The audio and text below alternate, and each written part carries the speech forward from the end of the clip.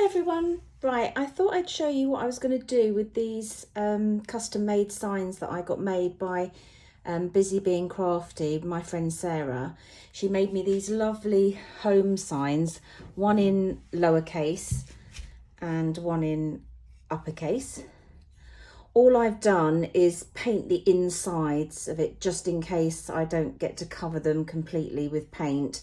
I just wanted to make sure that they were all completely covered, so I've just gone over the insides.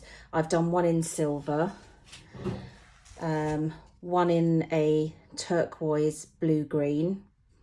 You can see just the underneath and the insides, and the same with that one. And this one I did in purple. I'm just going to show you what I'm going to do with the purple one because I want to do them all slightly different. So I'll show you different videos. And I've got another one as well, a second one of these. And I've actually put glitter paint inside there and metallic paint on the outside. So I'm just waiting for that to dry, and then I'll show you that when it's completely done. And these are all going to go to the craft fair that I'm doing on the 28th of May. So first of all, I want to do the bubble wrap dip with this particular one. So I thought I'd do these colours. This is a light rose Amsterdam pink. This is an ultramarine violet by Amsterdam. This one is pearl rose quartz by Arteza. And this one is pearl golden hour by Arteza. I put them all in these squeezy bottles and I make them up really thick so that I can adjust them if I need to do different types of painting. If I keep them thick to start with, I can always water them down. But for this particular thing, they're going to be quite thick.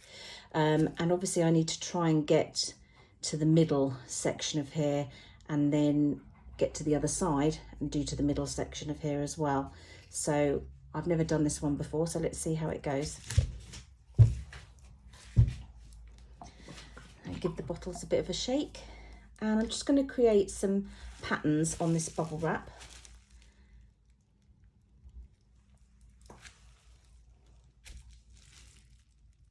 And as this isn't so wide, it's going to be dipped in sort of that way, so I don't need to go too far down, although I might just go a bit to bring up to the sides a little bit. Let's see how that goes. Hopefully this will look half decent, and if it doesn't, I'll scrape it and start again. That's the good thing about doing this type of artwork. If you're not happy with it, you can always adjust it slightly. So I'm just going to come in a little bit with the camera.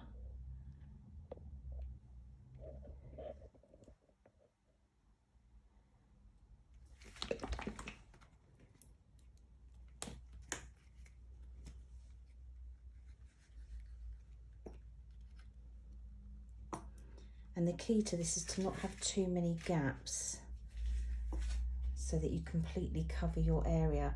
You probably remember I did a round canvas. I don't have it here because it's packed away at the moment, but I did a round canvas using this technique, which came out really lovely. So I'm hoping that this sign will do the same.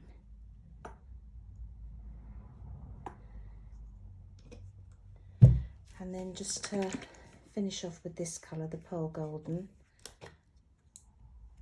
just so that it's not completely pinky.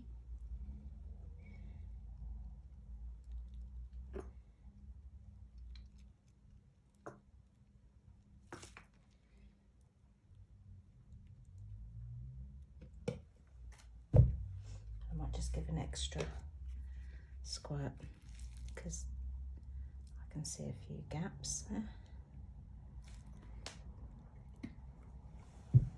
And by doing this dip technique, when you pull the item off, or your canvas, or whatever it is you're colouring, it almost leaves like a psychedelic sort of print. It's really, really pretty if it works. So let's see, shall we? Let's give it a go. Let's start off with the front.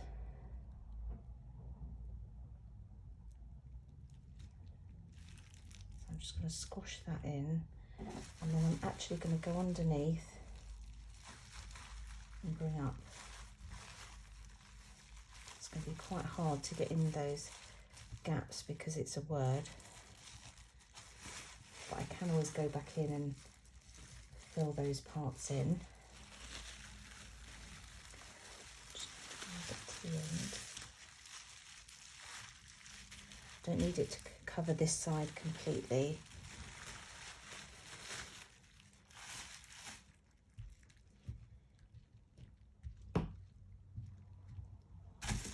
And to do this, you've got to like getting messy, because you will. So just hold down your bubble wrap and then that over.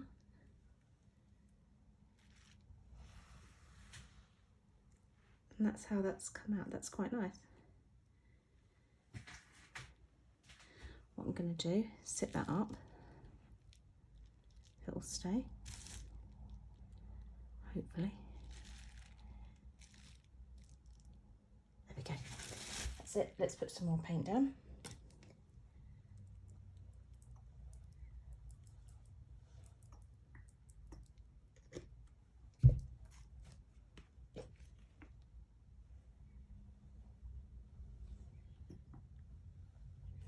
If you don't put some more paint down and you just use the leftover, where there's gaps, it might go a bit mushy and not have the desired effect. And this one. Okay. Right. Let's tilt that.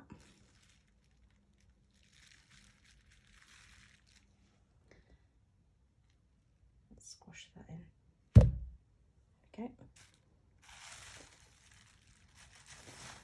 Up to the sides.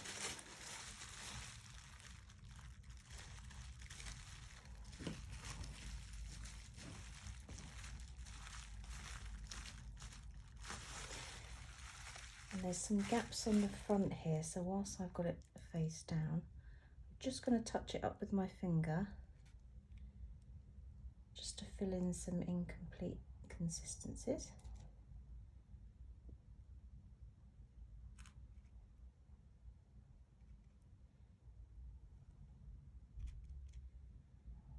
And the good thing about acrylic paint, it dries quite quickly. So if you want to do second coats of anything, you haven't got to wait too long. It's only if you coat it in resin that takes quite a long time. I had a resin thing on yesterday and that was a good 10 hours of drying, and it's so toxic. You have to be really careful who's in the house at the time.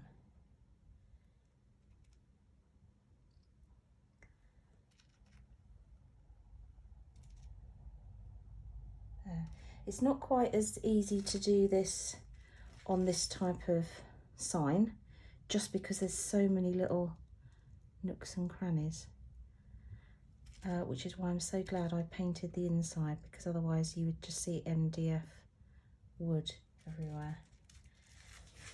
But there we go. So just get a towel.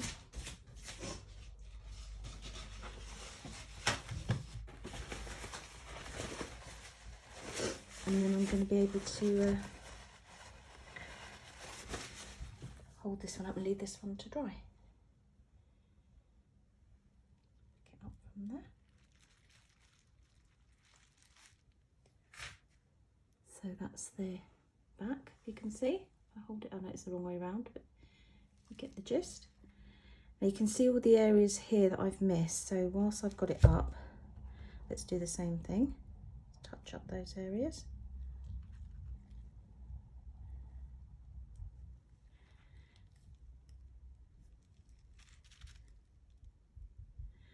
And then I'm going to do slightly different techniques for each one, but I'll pop that in another video. I don't normally do live speaking on the videos because in a house of boys, you usually get so much background noise and someone always comes to ask Mum for something.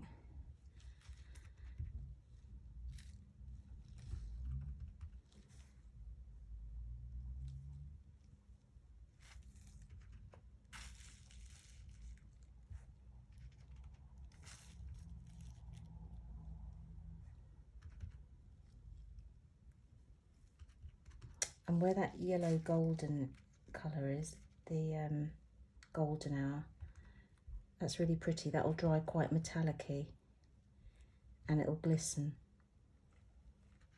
I'm trying to pick up some of that on there.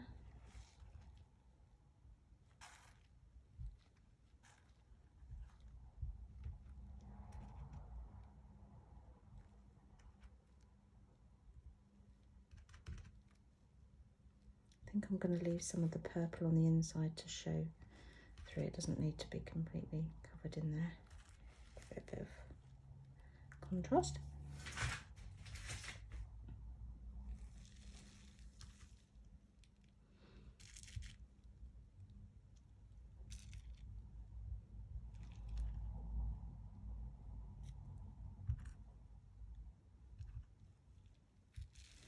There. I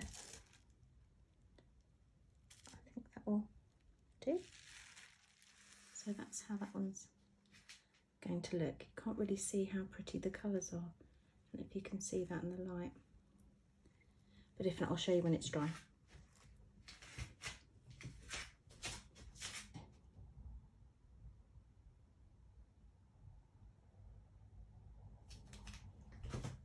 Great, thank you for watching that.